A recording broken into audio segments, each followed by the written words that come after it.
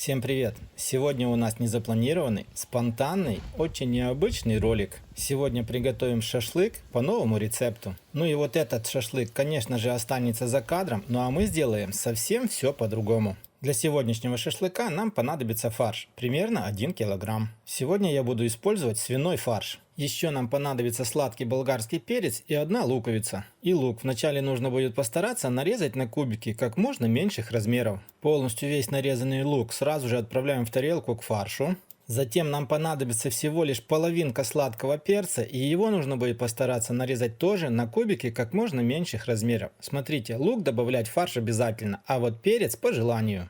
И вот этот измельченный перец кубиками мы также отправляем в тарелку к фаршу.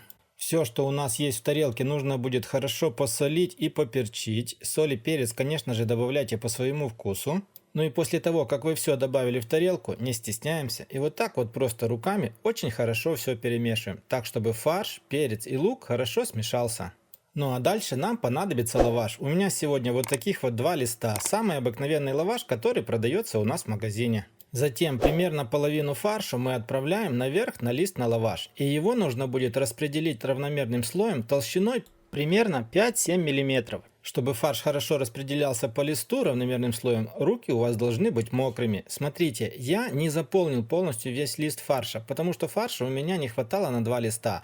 Но его лучше заполнять полностью до самого конца. Вот этот кусочек фарша я решил смочить водой, чтобы он прилип. Ну а дальше мы просто берем за край лаваша, который с фаршем, и стараемся свернуть очень плотный рулет. Смотрите, делайте так, чтобы лаваш остался целым, чтобы он вам не разлопался. Ну и вот в самом конце, там где нету уже фарша, лист лаваша вам должен будет просто склеиться. Ну и вот как-то так у вас должно будет получиться вот такой вот необычный рулет. Затем вот этот рулет мы заворачиваем плотно в целлофан, в котором продавался лаваш, и оставляем в таком вот положении ровно на 1 час. Это время нужно для того, чтобы лаваш размяк и напитался соками из фарша. Со вторым листом делаем все точно так же. Ну и где-то через час разворачиваем наши рулетики из целлофана, а затем нарезаем их на кусочки толщиной примерно 1,5-2 см. Не нужно их делать слишком толстыми. Они должны быть примерно похожи на кусочки, толщина которых будет как обычного шашлыка, который вы надеваете на шампур.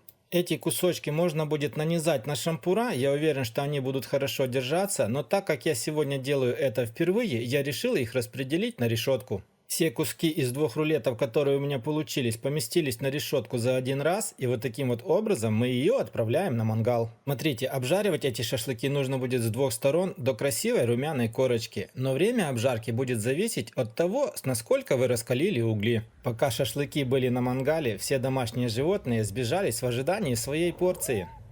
Ну что ж, друзья, по итогу получилась вот такая вот необычная красота. Шашлык получился необычным, но очень-очень вкусным. Прожарился он тоже очень хорошо. И я вам скажу, что на столе он разлетелся быстрее, нежели обычный стандартный шашлык. Ведь получилось что-то новое и необычное. На этом у меня на сегодня все. Если вам понравилось, обязательно поставьте лайк, поделитесь роликом с друзьями. Не судите слишком строго, ведь это был незапланированный спонтанный ролик. Пишите в комментариях свое мнение о таком рецепте, о таком ролике. Также не забудьте посмотреть еще один очень вкусный рецепт. Ну а мы с вами встретимся, как всегда, на канале Аппетитная кухня. Всем пока!